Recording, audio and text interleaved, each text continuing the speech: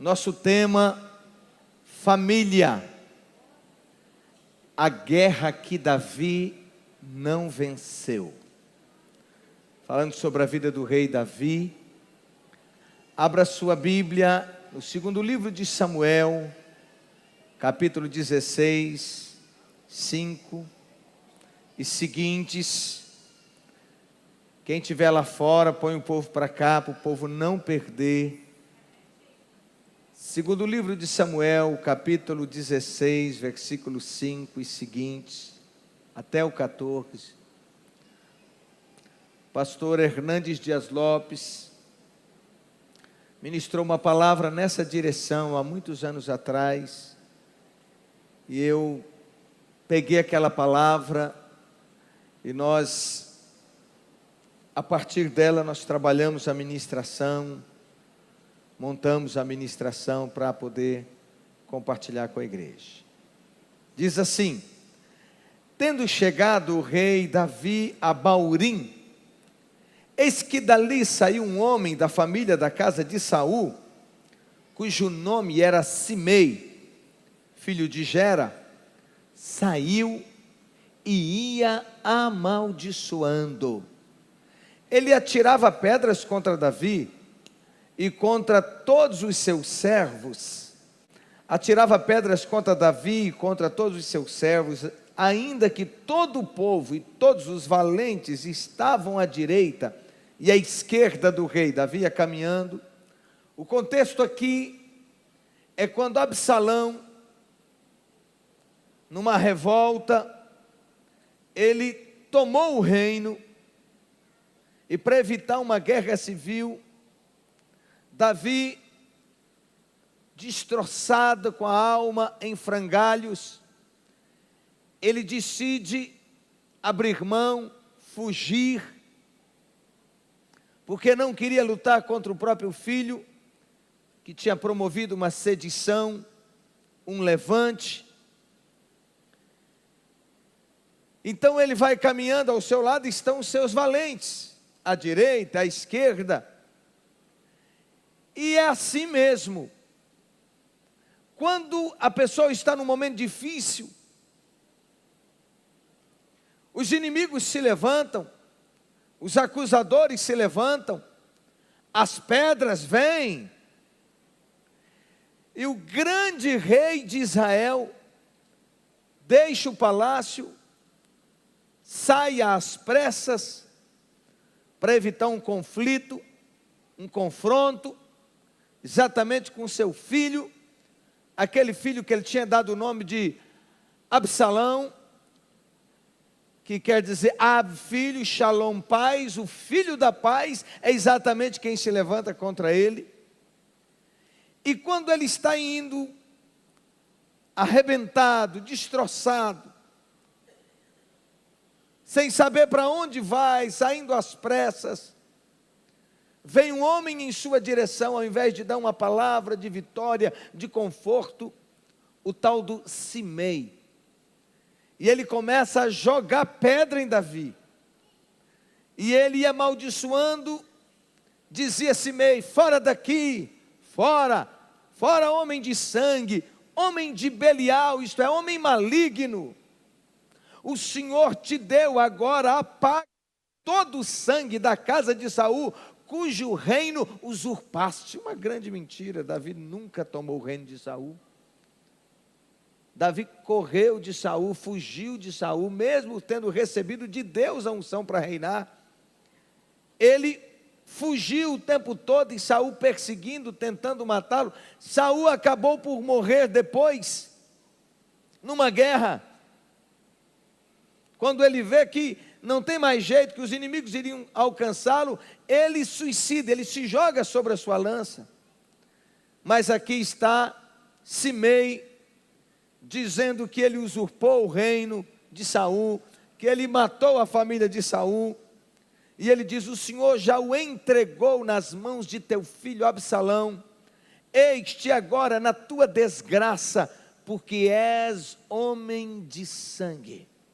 Então Abisai, filho de Zeruía, disse ao rei: por que amaldiçoaria este cão morto ao rei? Isso é, por que é permitido que esse cão morto amaldiçoe o rei? Deixe-me passar e tirarei a cabeça dele. Davi estava com os valentes, os grandes guerreiros, os grandes soldados. Respondeu o rei Davi: que tenho eu com você, filho de Zeruia? Ora, deixe-o amaldiçoar, pois, se o Senhor lhe disse, amaldiçoa Davi, quem diria, por que ele está fazendo isso? Ele está dizendo, Davi está dizendo assim, bem, se foi Deus que mandou que ele me amaldiçoe, quem sou eu para questionar? Gente, que coração, né? Que coisa.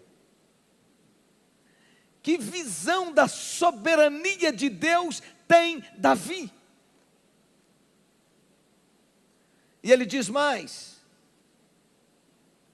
Disse mais Davi a Abisai e a todos os seus servos: eis que meu próprio filho procura tirar minha vida, quanto mais ainda este benjamita. Isso é, se meu próprio filho está querendo me matar, é questão de só menos, muito pequeno, o fato desse homem da tribo de Benjamim me amaldiçoar. Aí ele diz mais: deixai-o, que ele me amaldiçoe, pois o Senhor lhe mandou. Talvez o Senhor olhará para minha aflição, e o Senhor me pagará com bem a maldição que ele lança sobre mim hoje. Prosseguiam, pois, seu caminho, Davi e seus homens, também o tal do Simei, e ao longo do monte, ao lado dele, caminhando e amaldiçoando, e atirava pedras e terra contra Davi, o rei, e todo o povo ia com ele, e chegaram exaustos ao Jordão, e ali descansaram. O rei e todos que iam com ele chegaram exaustos no Rio Jordão. Davi foi aquele menino, adolescente, que era apaixonado por Deus, o adorador, o compositor mor de Israel, o maior compositor de Israel, o bom pastor de ovelhas, aquele mesmo homem que compôs o Salmo 23, o Senhor é o meu pastor e nada me faltará. Um adorador, e Deus então o tirou do meio da manada de ovelhas, lá de trás do curral, e o ungiu para ser rei de Israel. O Espírito Santo de Deus passou a habitar em Davi, e ele foi capacitado para enfrentar o gigante, ganhar importantes batalhas contra os inimigos de Deus. A boa mão de Deus era com Davi, e ele ganhou a confiança do povo. Toda a nação se tornou apaixonada por Davi. Embora fosse ungido rei, Davi nunca conspirou contra Saul. Deus usou o Saul externo, um homem maligno, endemoniado, distante de Deus, literalmente endemoniado, para tirar o Saul do coração de Davi.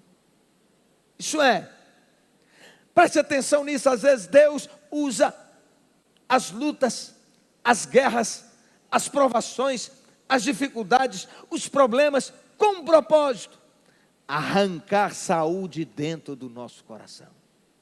Arrancar Saul é a ideia de arrancar tudo aquilo que desonra a Deus, arrancar o orgulho, a vaidade, a prepotência, a arrogância, a sede de vingança, amassar o eu. Então Deus estava treinando Davi para que ele se tornasse um grande rei, um grande líder espiritual, e Deus permitiu que Saul, um homem atormentado por demônios, o rei, com todo o poder na mão, que podia tratorar tudo, destruir tudo, e ele tentou fazê-lo, levantou 3.000 homens, soldados da elite do exército, que saiu junto com ele dia e noite, perseguindo o Davi, como um cão persegue uma pulga que o pica. Davi tinha que fugir desesperadamente dia e noite. O que Deus queria com aquilo? Deus estava treinando Davi. Deus estava com toda aquela luta, ensinando Davi a ser dependente dele, ensinando Davi a esperar em Deus, ensinando Davi a crer em Deus, ensinando Davi a confiar em Deus. Lutas não vêm por acaso, entenda isso. Qual o propósito da luta na vida de um servo e de uma serva do Senhor?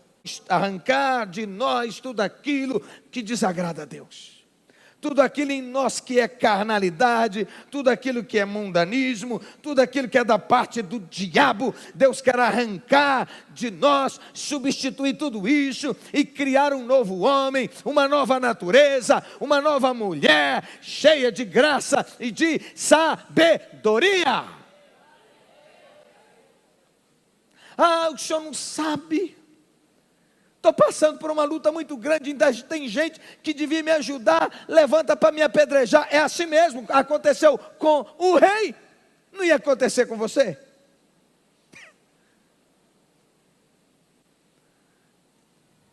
Acontece dentro da própria casa. Só que Davi tem uma outra visão, ele diz, deixa ele amaldiçoar, não mata ele não. Quem sabe Deus olha para o mal que ele está fazendo e transforma isso em bem. Esse é Davi. Quem sabe Deus transforma esse mal, essa maldição que ele está lançando contra mim, em bem, em bênção. Aleluia. Glória a Deus. Deus deu a Davi o reino, o povo e a vitória contra seus inimigos. Eu não gostaria que algumas partes que estão registradas acerca da vida de Davi, os descuidos, os deslizes, os pecados, tivessem escritos, registrados. Eu não gostaria que houvesse esse tipo de mancha na vida de Davi, mas por outro lado eu paro e digo, louvado seja Deus. Isso só mostra que Davi era gente como eu e como você, todos nós com fraquezas, uns numa área, outros em outras áreas. Uma área onde você tem luta, talvez não seja a minha luta, seja a minha força. O fato é que nós somos todos de pés de barros. Essa é a grande verdade. Bem, vamos falar então desses descuidos. As vitórias de ontem não servem para hoje. Você pode dizer isso? Os grandes homens também caem. Diga bem forte. Também caem. Como é que um homem com um currículo como este Davi, um homem de experiências profundas com Deus, que Deus chega a dizer acerca dele, achei Davi o homem segundo o meu coração, que fará toda a minha vontade. E como é que tem esses vacilos?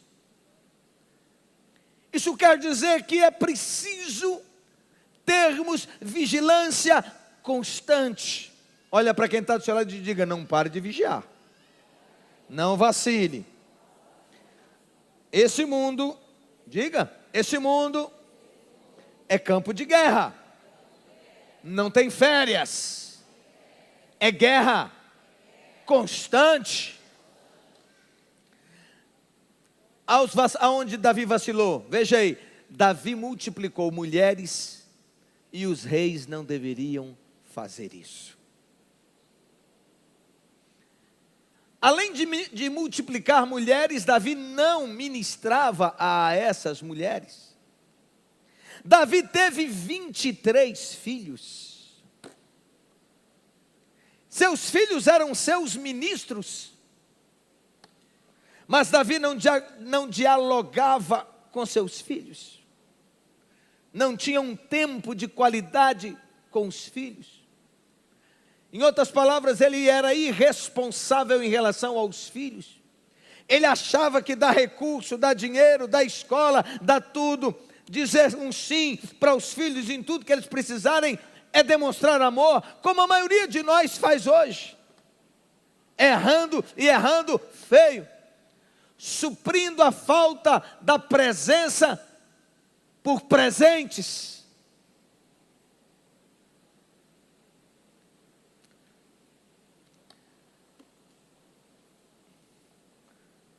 E o texto que lemos diz que eles chegaram até o Jordão exaustos. O pecado nos deixa estressados. O pecado traz solidão, angústia, estresse. Davi aqui está fugindo de seu filho, e nessa fuga, Davi está exausto à beira do Jordão.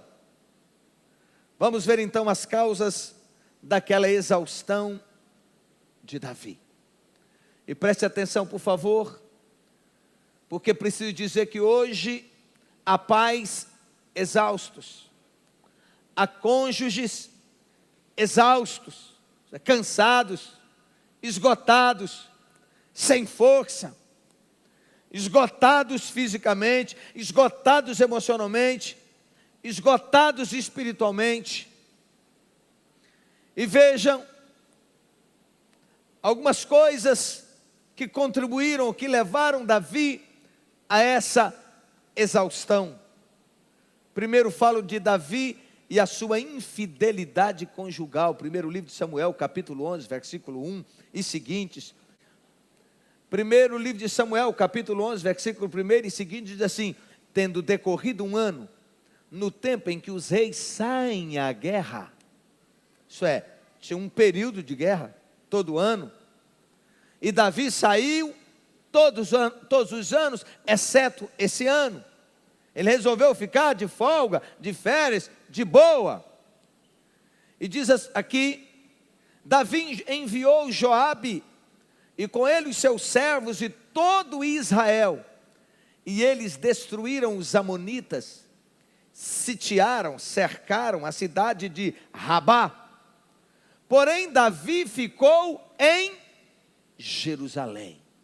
Diz o texto que todos os valentes, Joabe e com ele os servos, isso é o exército, e todo Israel, os homens, e foram para a guerra, e Davi deveria estar na guerra, mas ele decidiu ficar em Jerusalém. Ora, aconteceu que numa tarde, Davi se levantou do seu leito e se pôs a passear no terraço da casa real. Não está fazendo nada, devia estar na guerra, não foi para a guerra, está com tempo ocioso, está sobrando tempo, tem tempo para inventar moda, dormindo de dia, acordou, sem o que fazer, aí resolveu andar no terraço do palácio, e diz a Bíblia que de lá ele avistou uma linda mulher. E a mulher estava tomando banho, não sei se era piscina, devia ser, um tanque, alguma coisa assim. E Davi, que devia estar na guerra, está abrindo brecha para uma outra guerra maior, para uma destruição na sua vida. E ele pôs o olho e gostou do que viu, porque os homens são motivados sexualmente pelo olhar.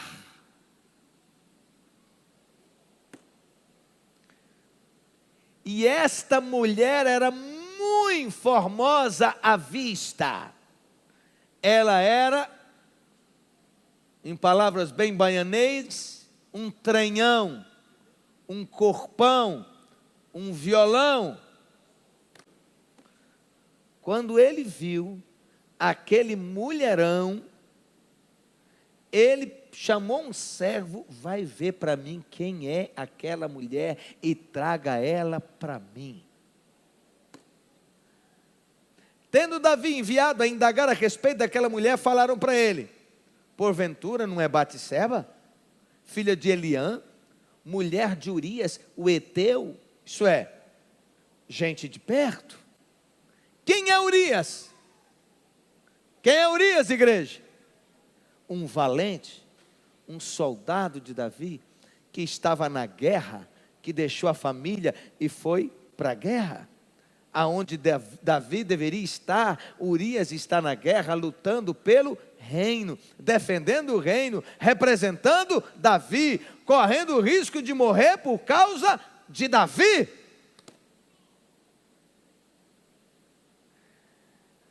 Então Davi enviou mensageiros para trazê-la, e ela veio a ele, e ela se deitou com ele, pois já estava purificada da sua imundícia, já tinha passado os dias da menstruação, ela estava limpa. E depois que ela se deitou com ele, ela voltou para casa. Passam uns dias, o que aconteceu? Pimba! A mulher manda avisar que está grávida. Olha que desgraça.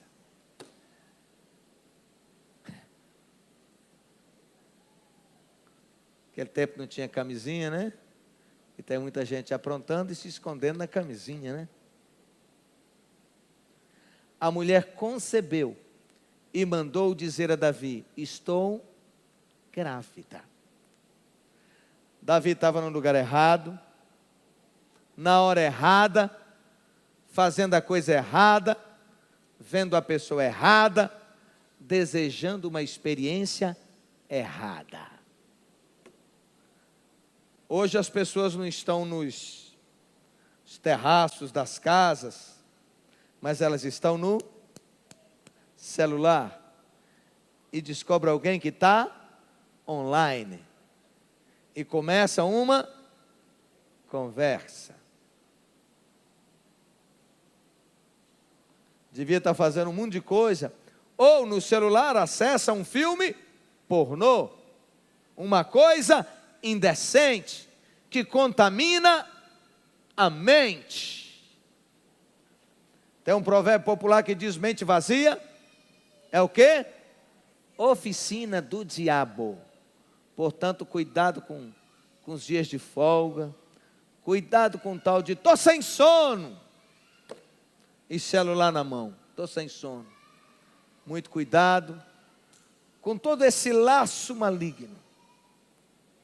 Ouça aí, homens gostam de olhar, e mulheres gostam de ser olhadas, afirma o poeta.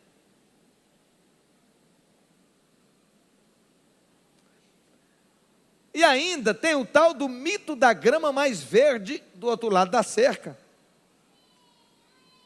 A ideia, o mito da grama mais verde, é uma comparação interessante, que é a ideia de que o animal está pastando aqui nesse cercado, nessa propriedade, aí ele começa a ver a grama do outro lado, o capim do outro lado, e aí ele cisma que a grama de lá está melhor, e ele então quer pular para o lado de lá.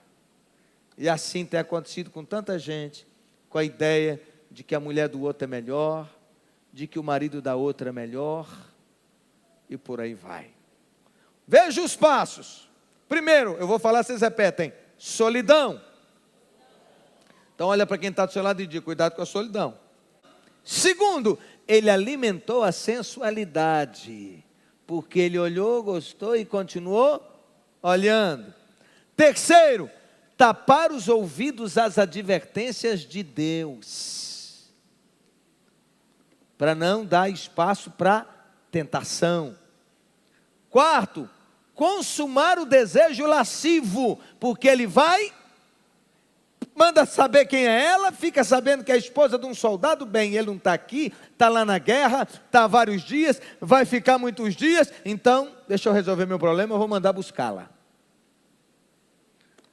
Quinto, tentar esconder o pecado. O que ele faz? Quando ela diz que está grávida, o que Davi faz?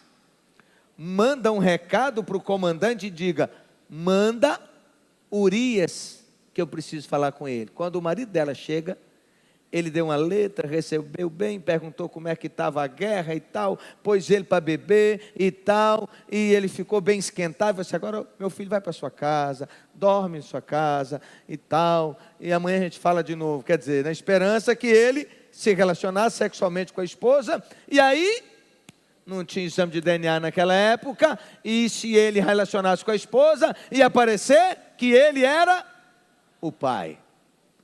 E o cabra é fiel, pegou a esteira dele e dormiu na porta do palácio.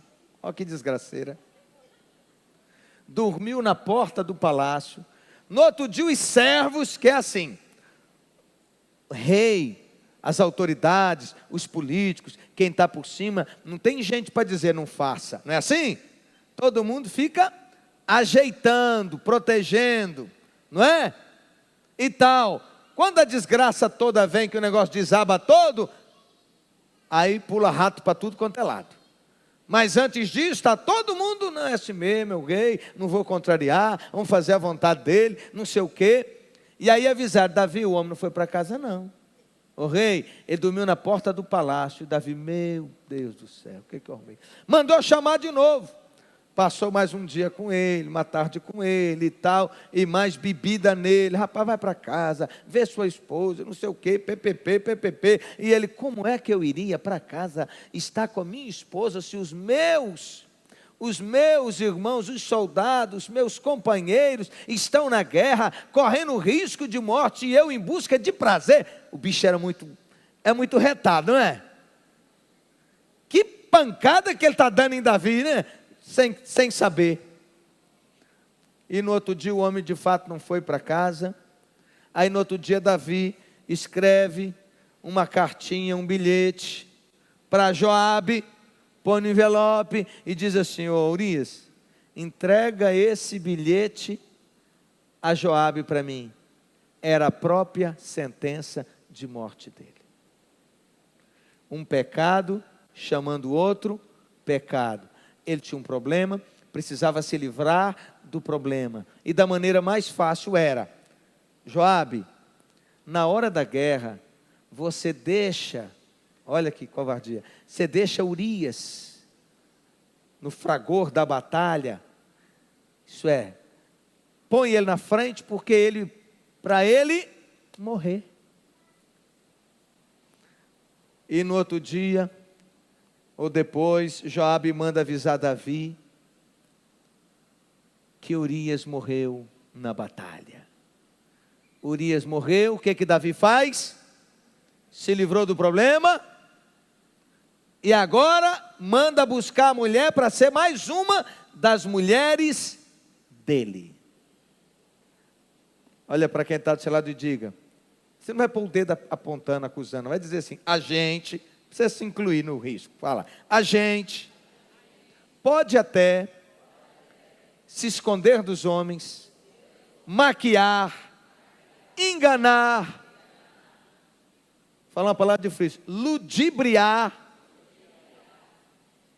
os homens, as pessoas, mas ninguém engana a Deus. Diga assim: Deus está vendo tudo que eu e você fazemos. Davi, agora vejam só, Davi tinha quantos filhos? Quantos filhos? 23 filhos que assistiam show do pai adulterando e matando o marido daquela mulher. Você não acha que os filhos estavam tudo em fofoca, em conversa e tal, discutindo tudo isso, não? O que vocês acham? Ouça, o pecado vai levar você mais longe do que você quer ir. É tipo aquela ideia assim, não, eu vou entrar aqui no mar, só um pouquinho, vou só molhar os pés. Daqui a pouco dá mais um passo. Daqui a pouco dá mais um passo, molha o joelho, daqui a pouco está na cintura, daqui a pouco anda mais, daqui a pouco está no pescoço, e daqui a pouco foi tomado pelas águas. O pecado vai levar você mais longe do que você quer ir. O pecado vai reter você mais tempo do que você quer ficar. Isso é, vai te segurar, vai te prender mais tempo do que você gostaria de ficar. O pecado vai lhe custar mais caro do que você quer pagar. Eu vou repetir isso.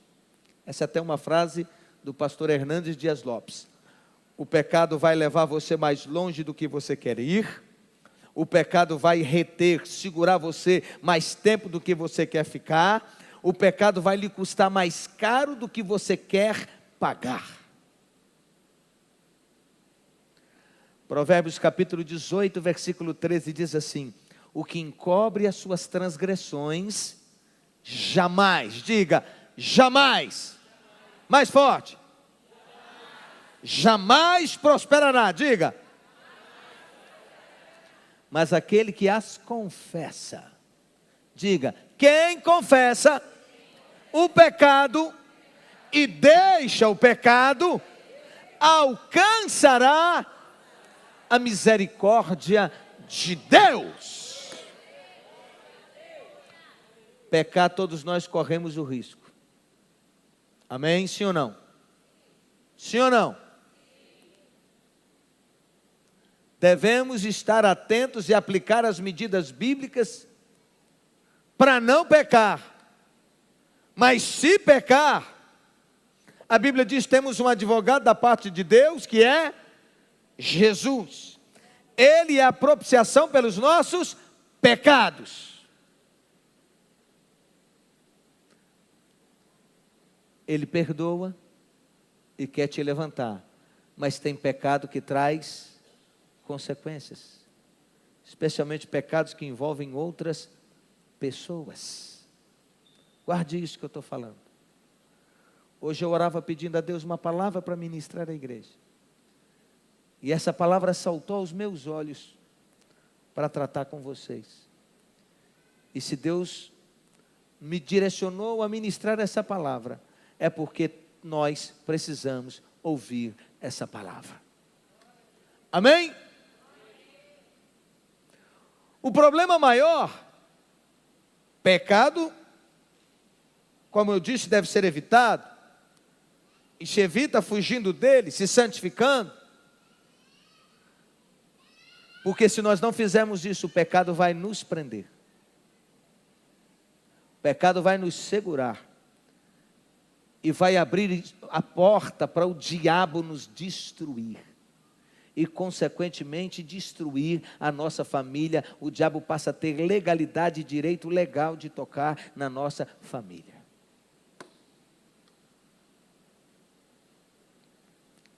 Salmo 32 foi escrito por Davi. Enquanto eu calei os meus pecados, envelheceram os meus ossos, pelo meu constante gemido dia e noite. A tua mão, está falando da mão de quem? De Deus, pesava sobre mim, e o meu vigor, a minha força, se tornou em sequidão de estio. Sabe o que aconteceu? Davi era um homem de Deus, de comunhão com Deus, vacilou, devia ter ido para a guerra, não foi, o diabo era louco para pegá-lo, a área de luta de Davi eram as mulheres. Davi teve só uma mulher? Teve várias mulheres. Aonde era a área de fraqueza de Davi? Pode falar. Aonde era? As mulheres. Essa era a área de fraqueza dele. Então era a área que ele tinha que ficar vigiando o tempo todo. Porque preste atenção, o diabo vai sempre tentar pegar você na sua área de fraqueza. O diabo não vai mexer com você onde você é forte, porque ele sabe que você não dá espaço, não tem chance. Mas ele vai mexer com você onde é a área de tentação, onde é a área de fraqueza. Entenda isso. A Bíblia diz que o diabo vive à espreita, como um leão que ruge procurando alguém que possa devorar. Você fica andando ao redor, ou ao derredor, querendo uma oportunidade para te derrubar. A pergunta é: qual é a sua área de luta, de fraqueza, de debilidade espiritual? Me responda. É rebeldia? É o roubo? A mentira? A fofoca? A sensualidade? A prostituição? Qual é o fumo? A bebida? Qual é a sua área de fraqueza? A tendência? A depressão? Que aí o inimigo vem para cima para destruir você? A arrogância? Qual é a sua área de luta? Entenda, o diabo vai ficar com a caderneta na mão, vigiando o tempo todo, à espreita, à espera que você dê um vacilo para tentar paralisar você, destruir você. Está clara essa palavra? Qual é a área de fraqueza? É o dinheiro? A ganância? Pense aí, você sabe o que eu estou falando. Você sabe qual é a área de fraqueza. A crítica, a mágoa, a dificuldade em perdoar, o rancor, a amargura. Davi ficou, depois que ele aprontou, quando ele viu a merda que ele fez, que não devia ter envolvido, se envolveu com a mulher, endoidou, pirou o cabeção. Quando ele viu aquela mulher pelada, tomando banho, ele endoidou, mandou saber quem é, falaram, é mulher de um soldado, bem, ele está lá para a guerra, corre de morrer lá, vou mandar buscar ela para mim. Endoidou, mandou buscar, ela não esboçou nenhuma resistência. Uma mulher que não tiver grandeza de caráter, ela quer aproveitar a oportunidade e levar vantagem. Se Davi fosse um lascado, ela não entraria na dele? Já sou casado com um lascado. Soldado está lá, todo dia correndo risco na guerra. Eu vou arrumar um pior ainda? Não. Então, ela está preocupada com o bem-estar. E as mulheres se preocupam muito com isso. Com segurança financeira, segurança emocional. É por isso que muitas vezes as pessoas brincam e falam: Maria, gasolina, por quê? Porque viu um carro. Às vezes o cara é um empregado, mas ele passou de carro. Aí mexe. Opa, olha o cheiro da gasolina. Às vezes ele é um motoboy. A moto não é dele, mas ele está montado, está numa moto. Então Davi apronta. Agora ele tem a notícia que a mulher está grávida. Ele tem um problemão e ele quer resolver o problema, não consegue resolver o problema. Ele decide então eliminar Urias. E daqui a pouco ele casa com a viúva. Diga: os filhos estão vendo tudo. Diga bem forte. Os nossos filhos estão de olho em nós. Vamos lá.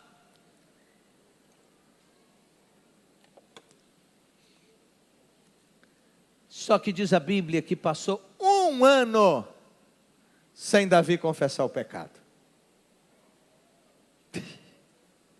É por isso que no Salmo 32 ele escreve que por causa dos meus constantes gemidos, ele sentia que ele estava morrendo, que a mão de Deus estava sobre ele.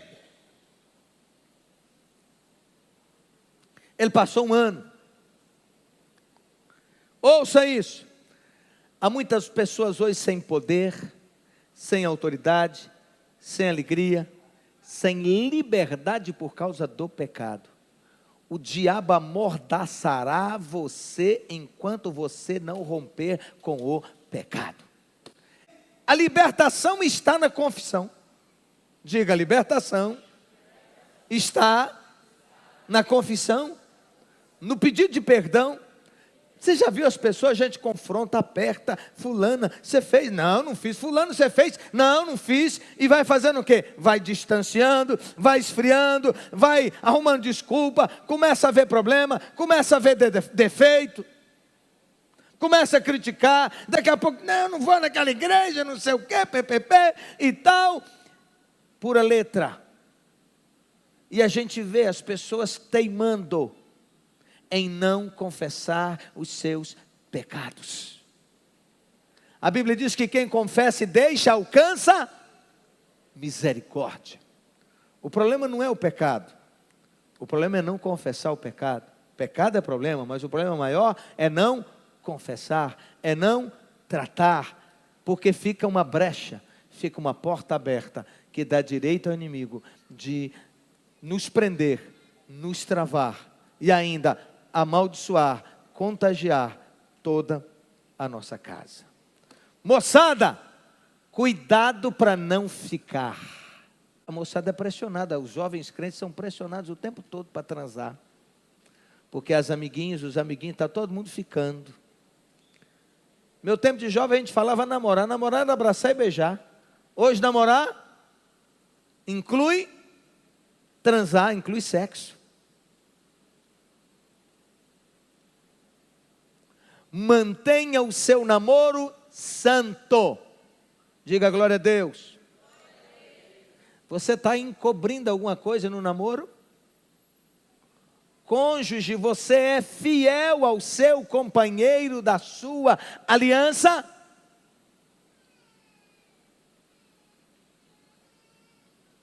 Fique em pé. Eu quero orar com vocês. Estou só abrindo esse tema hoje. Davi ficou 1 ano sem confessar o pecado a Deus. 1 ano de opressão, 1 ano de acusação, 1 ano de peso, 1 ano de boca trancada, e 1 ano vendo o diabo solapar toda a sua estrutura familiar. Ele viu uma filha ser abusada sexualmente por um dos seus filhos. Ele viu um filho matar o outro irmão por causa desse abuso. E depois ele mesmo sentiu na pele, quando um filho seu se levantou e tomou o reino. E depois ele viu a tragédia final, que foi a morte desse filho. Nós vamos orar. Sim, Deus, nós levantamos a nossa voz nessa noite, Deus. E nós pedimos ao Senhor neste momento que o Senhor derrame de uma unção sobrenatural. Sim, meu Deus. Sobre cada jovem da nossa igreja. Sim, meu sobre Deus. aqueles que já estão aqui, mas também sobre aqueles que virão, Deus. Sim, nós Jesus. Clamamos que o Senhor os encha do Teu Espírito Santo. Que o Senhor os separe, Deus, desse mundo. Que o Senhor traga santidade sobre a vida deles. Que a Tua glória possa fluir, Deus, sobre a vida de cada um deles. Em nome do Senhor Jesus. Nós pedimos, Pai, que eles sejam como vozes proféticas sobre a nação. Nós pedimos, Deus, em nome do Senhor Jesus, que o Senhor desate cada jovem, Deus, dessa igreja, como um pastor, como um evangelista, ó Deus, como um instrumento do Senhor. Amém, nós clamamos Jesus. ao Senhor, Sim, Deus, Pai. incendeia os jovens com o Sim, Teu Deus. fogo, Deus, que eles tenham sede da Tua presença. Amém, que eles Jesus. tenham sede da Tua palavra. Aleluia. E que, Deus, em nome de Jesus, o Senhor possa cumprir o Teu propósito. Amém, sobre a Jesus. vida de cada jovem, Sim, Deus, meu Deus. em nome de Jesus, sobre aqueles que estão, sobre aqueles que virão, em nome do Senhor Jesus Cristo. Eu estendo as minhas mãos sobre a sua vida e declaro em nome de Jesus que o pecado não dominará você, que você será rápido em confessar o pecado e não permitir que ele se estabeleça e que ele dê legalidade e abra a porta para o inimigo se levantar contra a sua vida, te trazendo abismos maiores e ainda amaldiçoando e destruindo a sua família. Eu te declaro protegido, guardado. Declaro em nome de Jesus que você, eu, você, nós seremos mais vigilantes. Mais vigilantes. aquelas áreas de luta, de fraqueza, de debilidade espiritual na nossa vida. São áreas que o inimigo sabe e que espreita o tempo todo para nos atacar. E o remédio é ser cheio do Espírito Santo de Deus. É não ter tempo ocioso, não brincar com a ociosidade. Vivemos em tempo de guerra e nós não podemos parar de guerrear, como Davi deveria estar numa guerra. A guerra naquele tempo era física, era literal. A guerra hoje é espiritual, travada nas regiões celestes, travada na mente de cada um de nós. Portanto, eu te declaro cheio da graça do Senhor. Eu te declaro abençoado, fortalecido, renovado. Pega em nome de Jesus as advertências que o Senhor te deu hoje. Rompa com o pecado, se distancie dele, se encha de Deus, se encha do Espírito Santo de Deus, em nome de Jesus. Amém e graças a Deus.